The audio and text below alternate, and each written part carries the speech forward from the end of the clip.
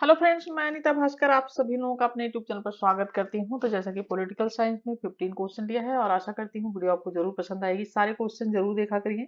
कुछ क्वेश्चन इसमें आसान भी होते हैं जो कि पूछे जाते हैं अक्सर, और कुछ क्वेश्चन इसमें टफ भी होते हैं। तो सारे क्वेश्चन जरूर देखें, क्योंकि प्रश्नों का मिश्रण करके मैं क्वेश्चन बनाती हूँ। ठीक है, और चलिए शुरू करते हैं। और बेसिक चीजें भी जानना बहुत जरूरी है, क्योंकि कभी कभी आसान क्वेश्चन पूछ लेता है और फिर हम उसका आंसर नहीं दे पाते हैं कभी कभी। तो चलिए, और वीडियो पसंद आए तो लाइक शेयर कमेंट जरूर करिएगा। चैनल पे अगर नए हैं आप तो सब्सक्राइब कर लीजिएगा, बेल आइकन प्रेस कर लें, जिससे नई वीडियो की नोटिफिकेशन आपको मिलती रहे। ठीक है, और अगर आपने टेलीग्राम चैनल ज्वाइन नहीं किया है तो वो भी ज्वाइन कर लें, क्योंकि उस पर पॉलिटिकल साइंस की, पॉलिटिकल थिंकर्स की बहुत सारी वीडियो जो है पड़ी हुई है। ठीक है, और उसके लिए कोई शुल्क भी नहीं है, जो है निःशुल्क है। ठीक है, तो चलिए फर्स्ट क्वेश्चन पे चलते हैं। और फर्स्ट क्वेश्चन है, भारतीय संविधान की प्रारूप समिति में कितने सदस्य हैं? 9, 5, 7, 11। तो प्रारूप समिति में कितने सदस्य थे? ठीक है, और राइट ऑप्शन हो जाएगा ऑप्शन सी, 7 सदस्य थे। ठीक है, बी एन राव द्वारा तैयार किया गया था संविधान का प्रारूप। ठीक है, किसके द्वारा? बी एन राव द्वारा। और संविधान सभा द्वारा 29 अगस्त 1947 को एक संकल्प पारित करके प्रारूप समिति का गठन किया गया था। कब? 29, ठीक है, अगस्त, 29 अगस्त, 29 अगस्त 1947। ठीक है, 1947 में एक संकल्प पारित किया गया था और डॉक्टर भीमराव अंबेडकर को चुना गया था। इसका अध्यक्ष चुना गया था डॉक्टर भीमराव अंबेडकर जी को। ठीक है, और प्रारूप समिति ने संविधान के प्रारूप पर विचार विमर्श करने के बाद 21 फरवरी 1948 को अपनी रिपोर्ट जो है संविधान सभा को पेश की थी। कब पेश की थी? 21 फरवरी। ठीक है, 21 फरवरी 1948। ठीक है, पेश की थी। और प्रारूप समिति में कितने सदस्य थे? 7 सदस्य थे। और जिनके नाम थे प्रारूप समिति के अध्यक्ष जैसे डॉक्टर भीमराव अंबेडकर थे। दूसरे सदस्य थे एन गोपाला स्वामी आयंगर। तीसरे सदस्य थे अल्लादी कृष्ण स्वामी अय्यर। चौथे सदस्य थे कन्हैयालाल मणिकलाल मुंशी। पांचवें सदस्य सैयद मोहम्मद सादुल्ला। और छठवें थे एन माधवराव, जिन्हें बी एल मित्र के स्थान पर नियुक्त किया गया था और जो थोड़े समय तक सीमित सदस्य थे समिति के।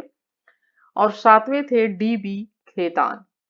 ठीक है, और इनकी मृत्यु के पश्चात टीटी कृष्णा मचारी को सदस्य बनाया गया था। तो ये सारे 7 सदस्य थे। तो ये भी कई बार पूछ लेता था कि कौन सदस्य नहीं है और नाम दे देता है तो कंफ्यूजन हो जाता है, तो आपको नाम सारे जानना जरूरी है। डॉक्टर भीमराव अंबेडकर अध्यक्ष थे, गोपाला स्वामी अय्यर, अल्लाह दी कृष्णा स्वामी अय्यर, और कन्हैया लाल माणिकलाल, सैयद मोहम्मद असदुल्ला, एन माधवराव, डीपी खेतान, इतने लोग थे। ठीक है, चलिए नेक्स्ट क्वेश्चन पे। नेक्स्ट क्वेश्चन है, भारतीय संविधान के अंतर्गत निम्नलिखित में से कौन सा एक मौलिक कर्तव्य नहीं है? कौन सा कर्तव्य नहीं होगा? भारत की एकता और अखंडता की रक्षा करना हमारा कर्तव्य है। सार्वजनिक संपत्ति की रक्षा करना हमारा कर्तव्य है। राष्ट्रीय महत्व के स्मारकों की रक्षा करना हमारा कर्तव्य है। तो कौन सा कर्तव्य नहीं होगा वो आप ध्यान दीजिए। यानी वैज्ञानिक जो है सोच को विकसित करना, ये मौलिक कर्तव्यों में नहीं आता है। ठीक है, और ये सारे जो है ये सारे तीनों आते हैं। तो राइट ऑप्शन हो जाएगा ऑप्शन सी हो जाएगा। ठीक है, और नेक्स्ट क्वेश्चन देखते हैं। नेक्स्ट है, निम्नलिखित में से कौन सा शब्द भारतीय संविधान की प्रस्तावना में नहीं है? संप्रभु, धर्मनिरपेक्ष, संघीय, प्रजातांत्रिक।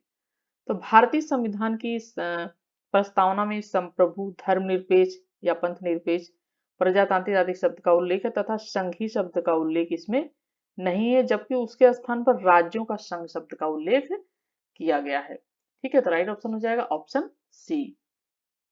नेक्स्ट है, भारतीय संविधान की धारा 32 संविधान की आत्मा तथा इसका हृदय, यह कथन किसका है? तो राइट ऑप्शन हो जाएगा doctor B are Ambedkar ji का ये कथन है। उन्होंने अनुच्छेद 32 को कहा था कि यह जो है भारतीय संविधान की आत्मा तथा इसका हृदय है। और संविधान सभा में डॉक्टर अम्बेडकर ने कहा था कि यदि मुझे यह कहा जाए कि मैं संविधान के किस अनुच्छेद को सर्वाधिक महत्वपूर्ण मानता हूं, तो ऐसा अनुच्छेद जिसके बिना संविधान क्या होगा? व्यर्थ यानी बेकार हो जाएगा, कहा था। व्यर्थ हो जाएगा, तो मैं और किसी अनुच्छेद को नहीं, इसी को इंगित करूंगा। इंगित मतलब इशारा करूंगा अनुच्छेद 32 को, और यह संविधान की आत्मा है, उसका हृदय है। और जैसा कि मालूम हो अनुच्छेद 29 मूल अधिकारों का कोड, जबकि उद्देशिका को संविधान की कुंजी कहा जाता है। ठीक है, अनुच्छेद 19 को मूल अधिकार का कोड कहा जाता है।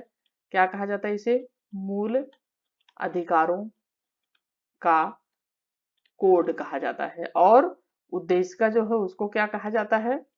जो उद्देशिका है उसको कहा जाता है संविधान की कुंजी। कई बार इस तरीके से पूछ लेता है क्वेश्चन की, जैसे पूछ लिया संविधान की कुंजी का क्या है, इसे कहते हैं, तो ये कहा जाएगा उद्देशिका को। ठीक है, तो राइट ऑप्शन ऑप्शन इसमें बी। नेक्स्ट है निम्नलिखित में से किस रीड का शाब्दिक अर्थ होता है हम आदेश देते हैं? राइट ऑप्शन देखिए बी हो जाएगा परमादेश। परमादेश शब्द का अर्थ होता है कि हम आदेश देते हैं। और बंदी प्रत्यक्षीकरण का शाब्दिक अर्थ है निरुद्ध व्यक्ति को न्यायालय के समक्ष पेश करो। इसका मतलब है कि जो व्यक्ति है उसको न्यायालय के समक्ष पेश जो है उसको पेश करो। ठीक है, तो परमादेश का मतलब है कि हम आदेश देते हैं। नेक्स्ट है निम्नलिखित में से किस वर्ष में भारत सोवियत संघ के बीच शांति, मित्रता एवं सहयोग की संधि की गई थी? और जैसा कि राइट ऑप्शन हो जाएगा ऑप्शन बी, सन 1971 में जो है 9 अगस्त। ठीक है, 9 अगस्त डेट इसलिए मैं बताती चलती हूँ क्योंकि डेट पूछी जा रही है आजकल एग्जाम में। तो 9 अगस्त 1971 को 20 वर्ष की शांति, मित्रता, सहयोग की संधि हुई थी। नेक्स्ट है गुटनिरपेक्ष राष्ट्रों के निम्नलिखित में से किस अधिवेशन में की भारत में मेजबानी की? कौन सा सम्मेलन था? राइट ऑप्शन हो जाएगा ऑप्शन बी, 7वां सम्मेलन। गुटनिरपेक्ष राष्ट्रों का शिखर सम्मेलन सन 1982। ठीक है, 1982 में इराक की राजधानी क्या है? ठीक है, इराक की राजधानी क्या है? इराक की राजधानी होना था, परंतु ईरान युद्ध के कारण नई दिल्ली में संपन्न हुआ। ईरान की राजधानी बगदाद है वैसे। और ज्ञात हो कि 1961 में बेलग्रेड यूगोस्लाविया में नेहरू जी, टीटो और नासिर। ठीक है, 1961 में, कई बार मैं बता चुकी हूँ, बेलग्रेड यूगोस्लाविया में नेहरू, टीटो, नासिर। ये बहुत बार क्वेश्चन पूछता है, तो ऐसे नाम दे देगा आपको शॉर्ट में। नासिर की पहल पर गुटनिरपेक्ष आंदोलन शुरू हुआ था 1961 में। ठीक है, चलिए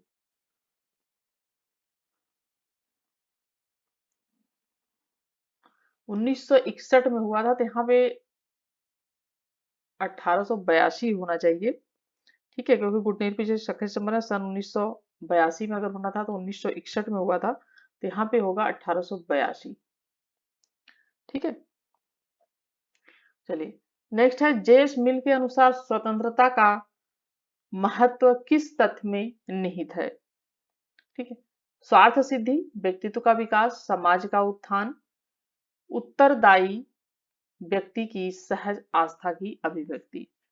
और 8 क्वेश्चन का जो राइट ऑप्शन हो जाएगा ऑप्शन बी हो जाएगा, व्यक्तित्व का विकास। तो जेस मिल के अनुसार स्वतंत्रता का महत्व व्यक्तित्व के विकास में निहित है।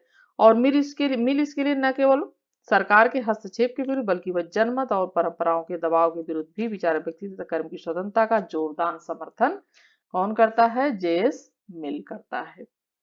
ठीक है, और उपयोगितावादी विचारक है ये जेएस मिल। ठीक है, उपयोगितावादी विचारक है ये जेएस मिल।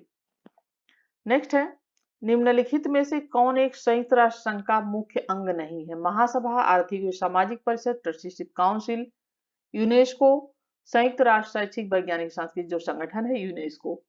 और राइट ऑप्शन क्या हो जाएगा? ऑप्शन डी हो जाएगा।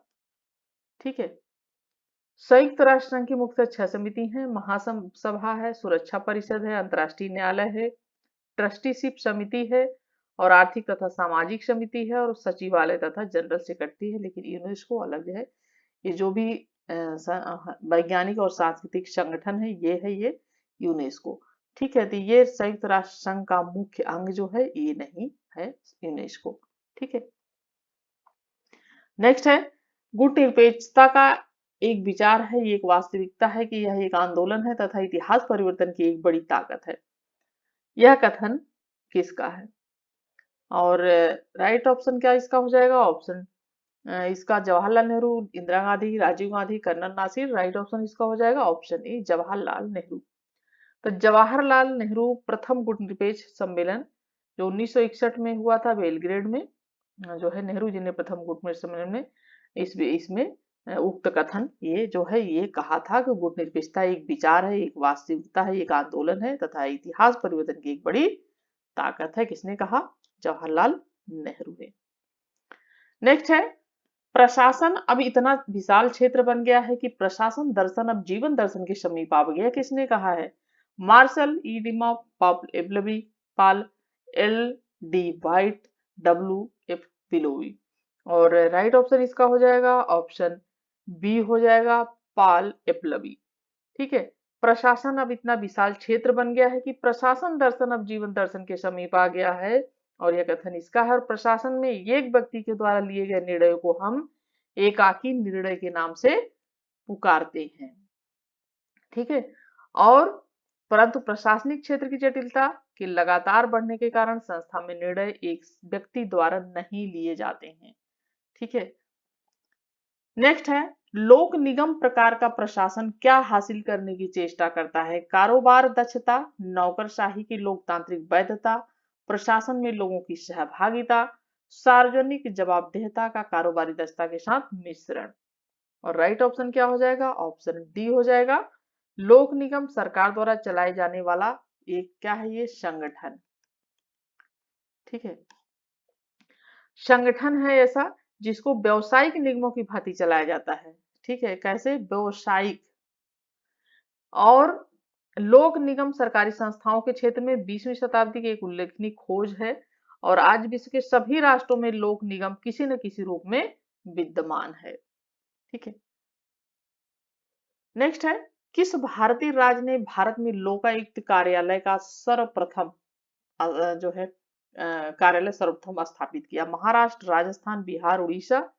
राइट ऑप्शन हो जाएगा ऑप्शन ए हो जाएगा महाराष्ट्र। लोकायुक्त संस्था की भारत में स्थापना करने वाले राज्यों में जैसे महाराष्ट्र है, उड़ीसा है, उत्तर प्रदेश है, राजस्थान है, ये अग्रणी रहे हैं। और यह संस्था राज्यों में भ्रष्टाचार को रोकने के उद्देश्य से गठित की गई है। तो कौन कौन से हैं?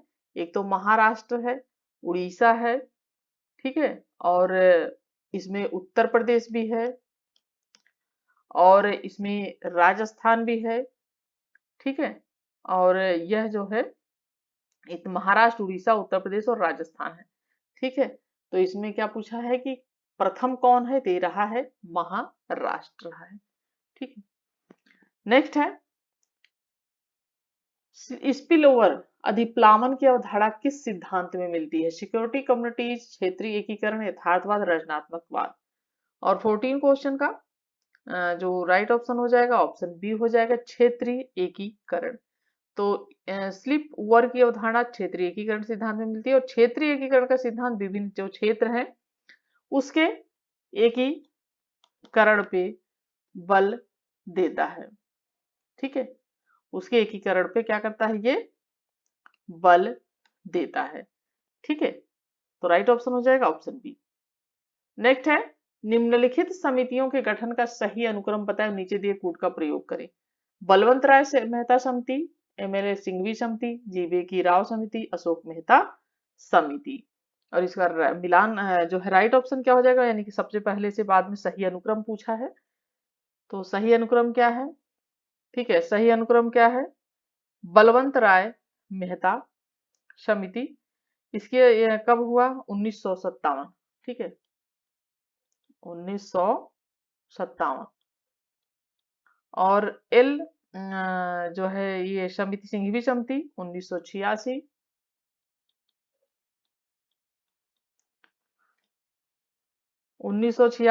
जी के राव समिति 1985। ठीक है, अशोक मेहता समिति 1977। ठीक है, इस तरीके से। तो राइट ऑप्शन क्या हो जाएगा? मिलान करेंगे तो राइट ऑप्शन हो जाएगा 1, 4, 3 और सेकंड। और 15 क्वेश्चन हमारे कंप्लीट होते हैं। और आशा करती हूँ वीडियो आपको बहुत पसंद आई होगी, और पसंद आए हो, क्वेश्चन अच्छे लगे हो तो लाइक शेयर कमेंट जरूर करें। और ये सभी एग्जाम के लिए इंपॉर्टेंट है, पीछे सो आदि का एग्जाम है अगर, तो उन सब के लिए भी ये क्वेश्चन आते हैं। और जो है वीडियो पसंद आए तो लाइक शेयर कमेंट जरूर करिएगा। चैनल पर नए हो तो सब्सक्राइब जरूर कर लीजिएगा। नेक्स्ट वीडियो मिलती है, तब तक आप सभी लोगों का धन्यवाद। Thank you for watching video.